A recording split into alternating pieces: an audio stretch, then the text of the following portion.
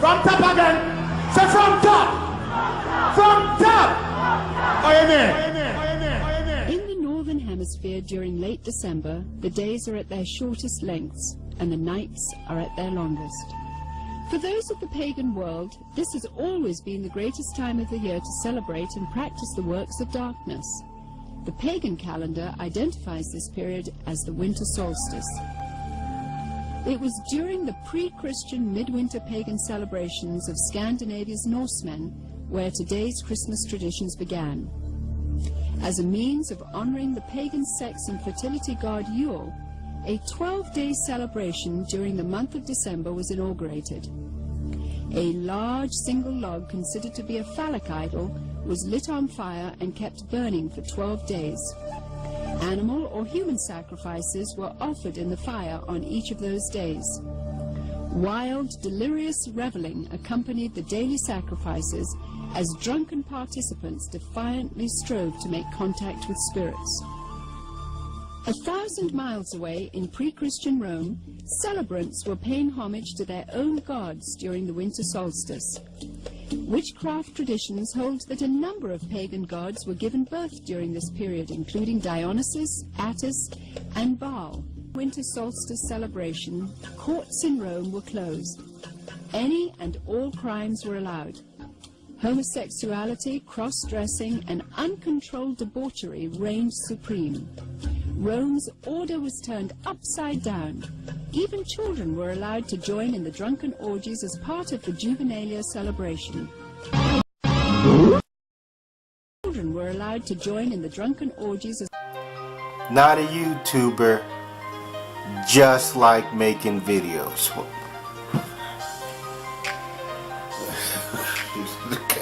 Cut that out. Okay. We're going to talk about Christmas, Christ Mass, or whatever. We're going to get a little bit deep. You know, I'm probably going to tell you some information. Maybe some of it you may know, some of it you may not know.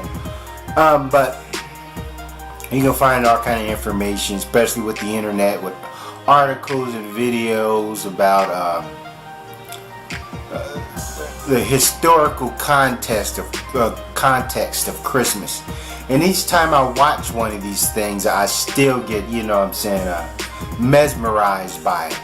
You know, it still tantalizes my intellect, you know, just it's like, you know, like as a kid, you know, we get, you know, kind of adjusted to watch the Grinch Who Stole Christmas or the Christmas Story. Now that I grew up, I love watching these documentaries about how, you know what I'm saying, Christmas started off, you know, as these pagan holidays or whatever, you know, so that's interesting.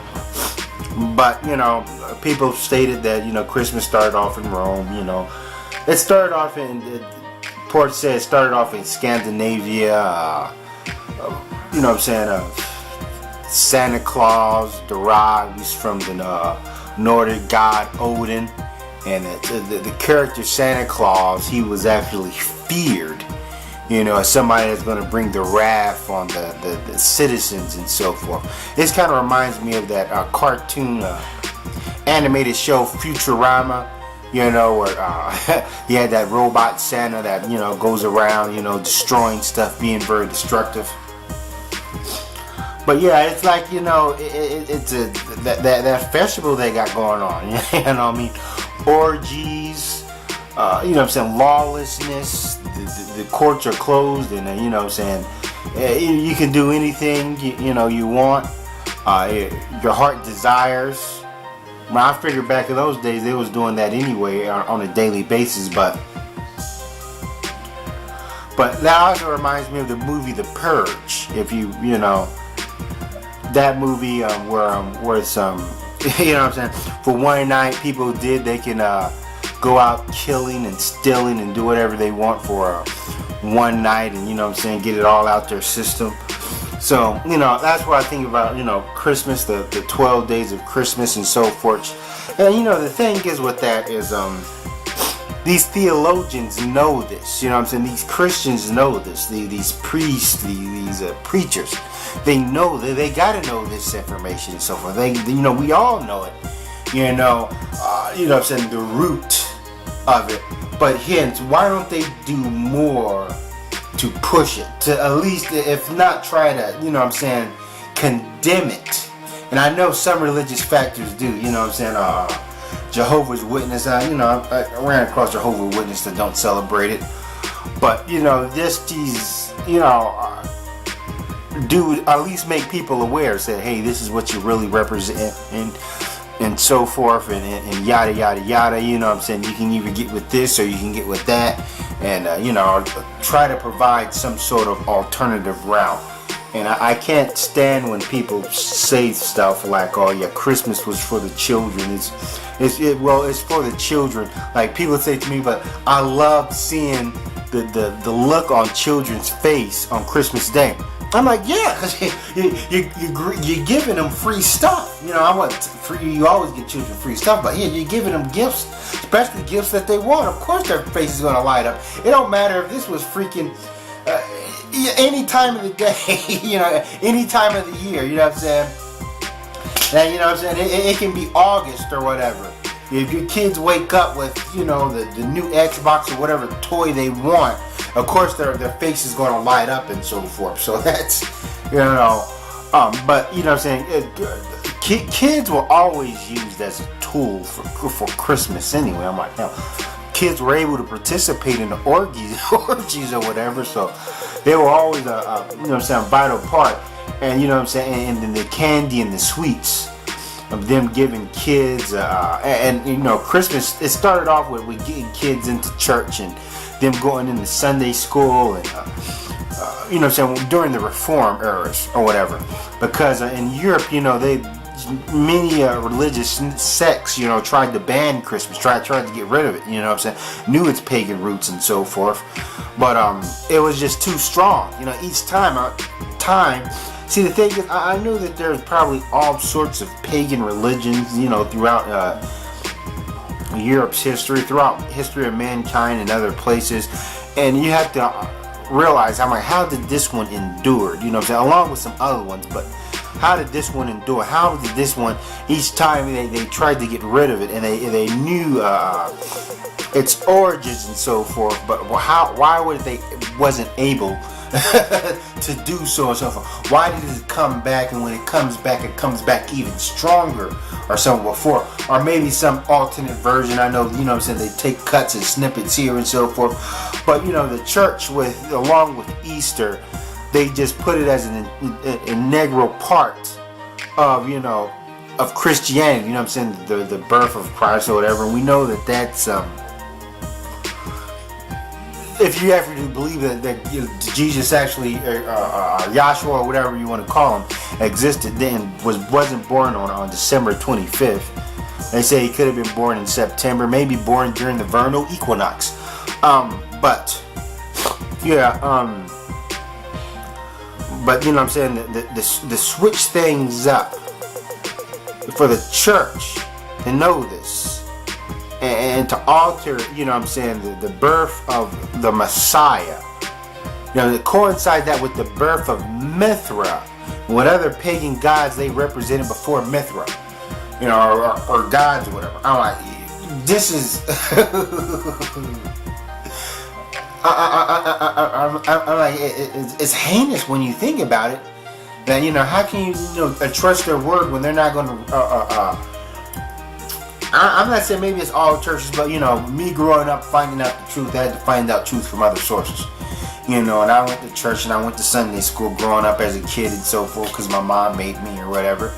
And they've never dispensed this information to me, and so forth. Matter of fact, the first time I've heard about Christian being a pagan holiday or whatever, a truly pagan holiday, because as I got older, I figured out, it's just, I just look at it as, it's just fun stuff for the kid, cartoons, Frosty the Snowman, Rudolph the Red-Nosed Reindeer. I first heard about it being Saturnalia through a goddamn rap song, Raz Kaz, Nature of the Threat. That's the first time I really got a clue of where its origins, because as I got older, I just thought maybe it's just something people just celebrate for fun, you know what I mean? It's all about marketing and so forth. But yeah, but we can talk about, what I'm saying, the Christmas wreath, all that green is pagan, you know what I'm saying? If you've seen somebody walk around with all that green on today and wreaths over their head, you look at them as a pagan.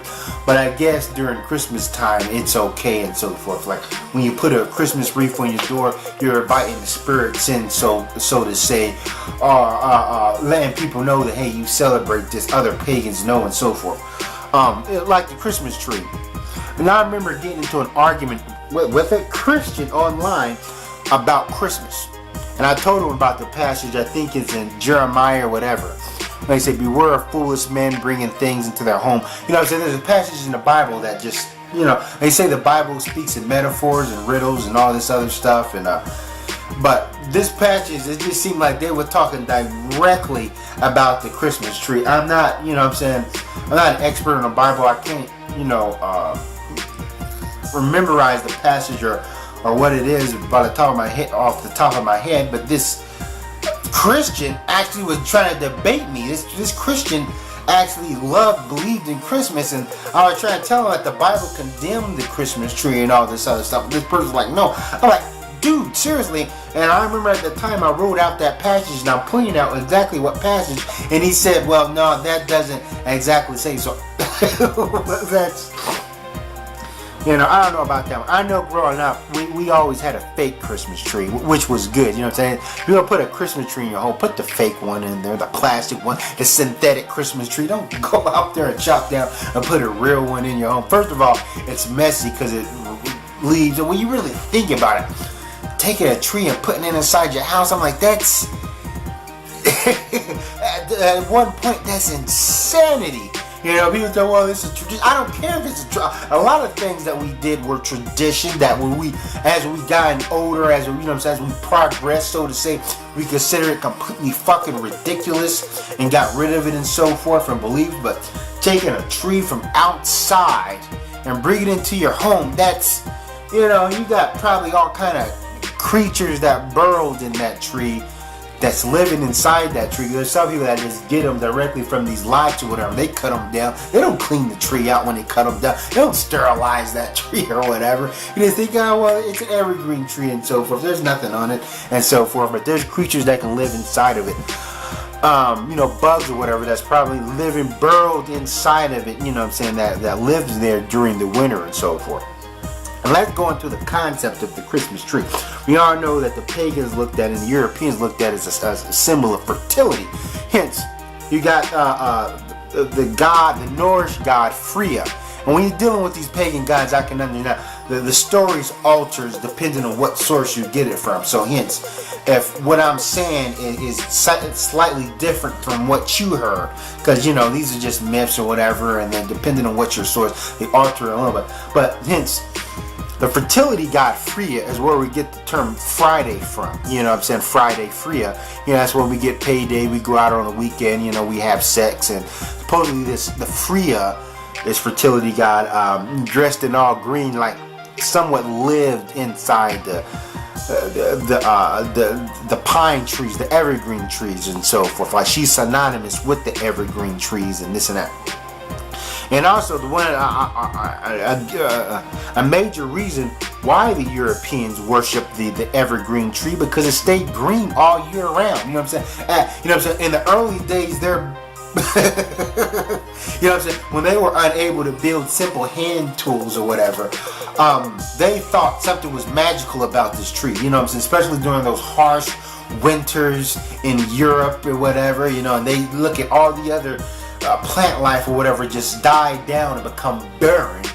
But hence, you got this tree that stays all green all year long. And in a time when these people believed in all kind of weird gods and Earth was flat or whatever, a giant mosquito held the sun, or that ball of the sun was actually being held by a giant bug flying around the Earth. So yeah, they was mystified by why this tree stayed green all year around and so forth. So hence why blacks,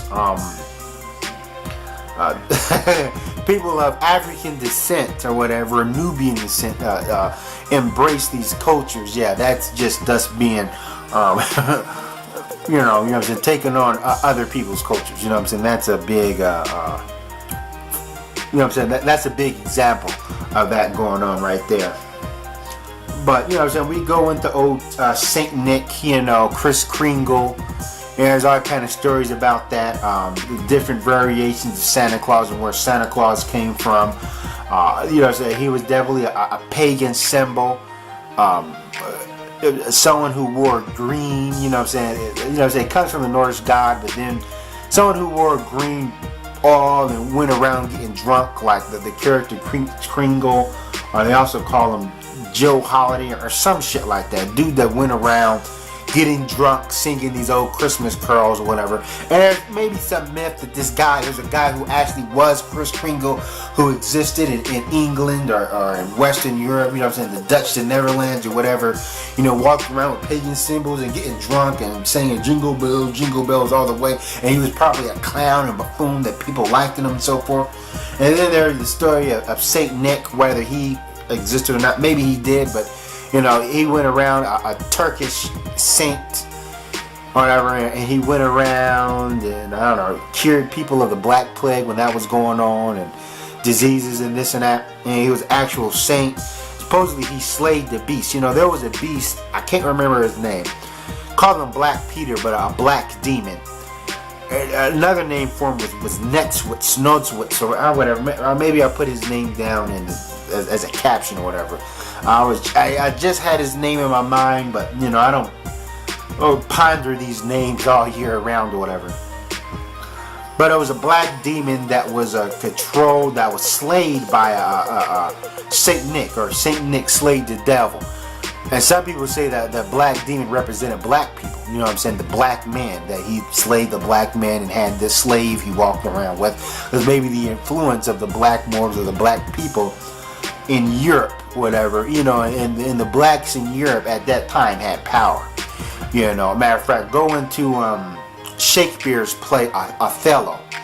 You know, about you know, the black man who was a Navy officer, a Navy captain, whatever. It slips my mind, and you know, he was having an affair with a white woman and so forth, and people hated this affair, whatever. Not because the dude was black, because, you know, not because the dude was black, he was inferior, but he was from another nation, he had power, and there was black people in Europe that you know what I'm saying, that were wealthy or whatever, from other travelers that were real smart. And hence, people have stated this connotation of white people calling black people devils in those times, because, you know, because these influent black people that walked around may have looked down on certain Europeans and called them dirty or whatever. But, you know, that's an interesting tidbit right there. But supposedly this demon, this black demon that Saint Nick slayed, walked around with them and carried switches, because they say in Christmas time, if the kid was bad, you know, he got a bundle of switches, you know, instead of presents or whatever. And then that character morphed into the reindeer, you know, the 8 reindeer that fly around and so forth. You know, and in our modern society, we look at these ancient people who represented their fake gods or whatever as just completely being just people just being so primitive, you know what I'm saying, so Paleolithic and so forth. But, you know, we do the same thing. I'm like I said, look at Santa Claus. Even though we know it's real, hey, it's fun, but we tell our kids it's real. You know, when I was a kid, my parents told me Santa Claus was real, and I believed them. You know, as a kid, you believe anything that they've said. You believe the monster movies. If they said there was a monster coming to get you and walking up the steps or whatever. So I believe that they're real. So hence, and we're telling our kid that to actually believe in this false god, because that's what Santa is. I'm like, he has god-like powers. I'm like, even if you go into ancient Rome or all the other gods, they don't mean that they have absolute powers, but they're gods because they have, you know what I'm saying, this continual knowledge or whatever. Like Santa Claus knew if you're naughty or not nice, you know what I'm saying, that's god-like. He can fly through the air, he can go through every chimney in one night, you know, even though the earth rotates on its axis So hence, you know what I'm saying, what's day in some places, night in some other place. Yeah, I get that. But, you know, he can seep through walls. He has mythical powers. He's a god. Same thing with Satan. Satan is a dark god. That's why I try to tell these Christians that, you know, their culture or whatever embraces so many gods. I mean, that's just stray away from path and talk about Satan, the devil. He's a god, just like the Romans, you know what I'm saying, acknowledge the god of Hades, the dark god. Our culture represents a dark god too. You know what I'm saying? He may not be God because we're not trying to make God synonymous with good, the good God, but yes, Satan is a dark god. You know what I'm saying? The god of the underworld and so forth. So hence, we got a culture that believes in, well, technically 3 gods. You know what I'm saying? God, the Holy Ghost, the Son of God, Satan, the dark god. So that's 3 gods right there. And you can even throw Santa Claus in there and so forth, because we pay homage to Santa Claus by, you know what I'm saying, by buying gifts, having his image. Hence, when our culture vanquishes or whatever, you know what I'm saying, in a post-apocalyptic world and new human beings rise up and savage our cultures, they may look at Santa Claus as just a god that we all paid homage to and so forth. They're not going to look at it as, hey, this is a god that people really don't believe in, but they believed in for fun or whatever, and just to tell the kids. They're going to be like, oh wow, this is a god of our civilization. You know what I'm saying? He must be the sled god or some shit, or the god of the cold or whatever. Yeah, I know this video been running long, but I got a lot of information that I want to get out, you know what I'm saying. So okay, now how do we get to this modern Santa Claus here? We know his roots, Kris Kringle, Saint Nick, or, you know, the Norse god Odin, but how do we get to this character? It was actually created by I think an artist, you know, a guy named, a German immigrant named Frost. I think somebody written the story. The whole story of Santa Claus was created by this person who was actually I don't know, I think he was a pastor or a priest or whatever, or some religious person who created the story of Santa Claus, and people love it. The modern one we go by, you know, the red and white one, live in the North Pole and so forth. This character, and it became, the people fell in love with it. It became such a marketing tool. You know what I'm saying? Just the figuring down of Santa Claus. You know what I'm saying? The modern one that we worship now, and so forth. But you know, that's an interesting tidbit there. But here, now as we go on into the new world, you know the Puritans wanted to outlaw Christmas, and you know, and they were, you know what I'm saying, they weren't successful, and they was only successful for a short brief of time. Matter of fact, the first police force in New York was assembled just to combat Christmas, you know what I'm saying, the participants, you know, the pagans, you know, to enforce the law of condemning Christmas and so forth. But then Charles Dickens wrote the book, The Christmas Carol, you know, with Scrooge and so forth. You know what I'm saying? That he's haunted by the 3 ghosts of Christmas, which can almost be a Halloween story if you fucking think about it. But yeah, ghost. But yeah, see, this story, you gotta understand, you know, back in the old days, you know, especially when a considerable amount of the population was illiterate and couldn't read, public speakers and people who did public readings were very popular. To go inside of a theater or go inside some big room and just read a book to a crowd of people that, you know, couldn't read. But this story has pulled, you know, the story of the Christmas Carol has pulled on the heartstrings of Americans so much. That's when they finally abolished the law to outlaw Christmas. You know, the judge laid down his gavel and said, it's official. Christmas is an integral part of our culture. You know, and you know, so, and that was it. You know what I'm saying? This story. That's why this story, you know, the piece of literature is so important to us, that we see so many I'm saying so many forms of it, like Ebenezer Scrooge and the different cartoons, the Disney cartoons, the movie with Bill Murray in it called Scrooged, and it's remarkable when I think about it that when you look at a lot of these Christmas movies, like The Grinch Who Stole Christmas, or Ernest Saves Christmas, or The Grumps, or Santa Claus, or all these, you have a lot of these movies where Christmas was in danger. Christmas has to be saved by somebody. It's in danger.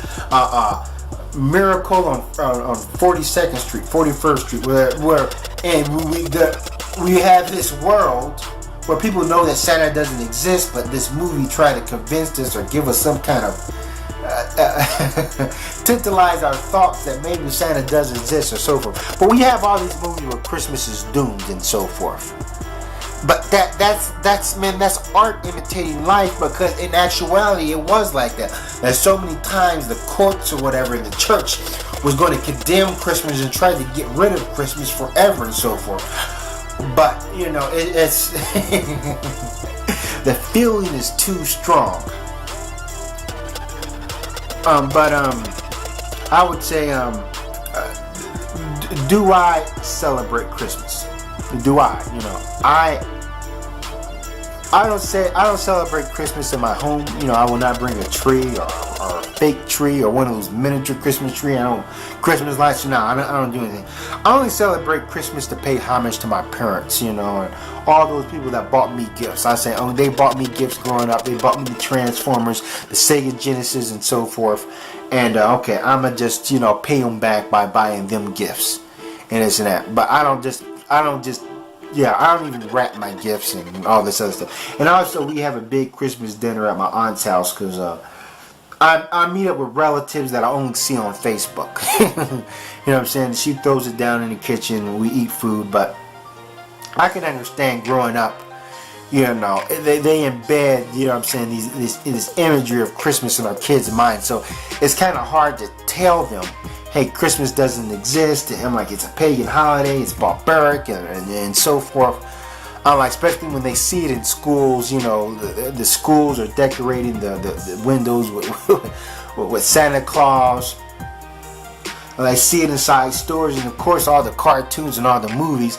Hence, for some time, I'm like, Christmas can be good, but sometimes Christmas can be good, Christmas can be hell. I think about the poor people. Like, I remember watching this documentary about this woman who got evicted from our house or whatever because she went and bought gifts for Christmas. So that was kind of, bought her children's gift that didn't want to pay rent, even though it was silly. It was ridiculous for her to put off rent to buy gifts for Christmas. But Christmas is so embedded in our culture that sometimes it's hard to tell the kids, like, hey, we're not going to celebrate Christmas because you're not going to get gifts for Christmas. I can't afford it. Especially when you tell those kids that there's a Santa Claus and Santa Claus is going to bring you the gifts and so forth. So that's interesting. Also, I want to but Christmas, I can't ignore the economic impact on Christmas. You know what I'm saying? How people go broke during Christmas, and but also how people can find work during Christmas. You have a lot of jobs hiring for Christmas help, so that's one good thing about it. And do I feel we should get rid of Christmas? Well, the knife is already in the wound, so it's kind of hard for me to picture a world in America without Christmas or so forth. But I, on a personal level, no, I don't celebrate it. I also want to go into one thing that was interesting about the atheist and their flying spaghetti monster character. You know what I'm saying? They want to make a mockery of Santa Claus with the flying spaghetti monster. But hence, Santa Claus. So if you know what I'm saying, poking fun of a religious holiday, Christmas is. But Santa Claus is already a mockery of Christmas. Santa Claus is already a mockery of this Christian holiday, as opposed to be about the birth of Jesus. That you got this fat guy with supernatural powers flying through the air. So hence, you don't need a flying spaghetti monster to make mockery of Christmas when Santa Claus already does it. So yeah, I find that kind of foolish. But also, I'm gonna leave it out on this. There are people believe it or not, I just found this information just this morning, that are trying to bring back the old Christmas as it being a barbaric, pagan ritual, Saturnalia or whatever. They actually have festivals in Nevada. People having sexual orgies and whatever, and doing all kind of crazy ass shit. Now, today, right now, 2013 going in 14, and they're recruiting people via internet. So yeah, I'll unroll the clip there that these people are trying to bring back the old Christmas. Hence, I already knew about there's witchcraft cults and covenants celebrating Halloween back when it was an old Irish holiday and so forth. And I actually wanted to do a video on the Halloween.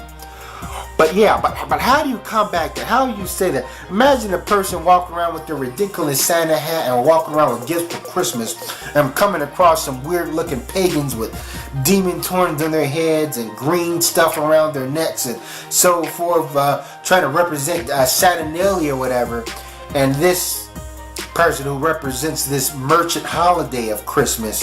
Now, how are you going to say that? How are you going to say, hey, you guys are representing Satanism and so forth, and this blood cult of paganism, and these pagans will look at this person with a Santa Claus hat on and will walk around with Christmas gifts and say, hey, who are you to judge us? I'm like, look what you're doing. We're representing your favorite holiday back, you know what I'm saying, back to its roots and so forth. So how do you combat that?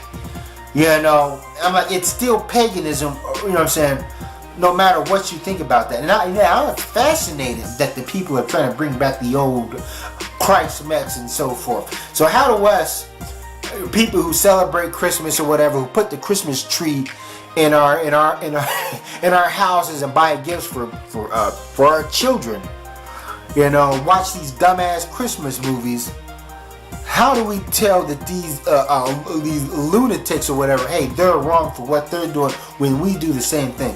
That's all I want to say, and I'm out.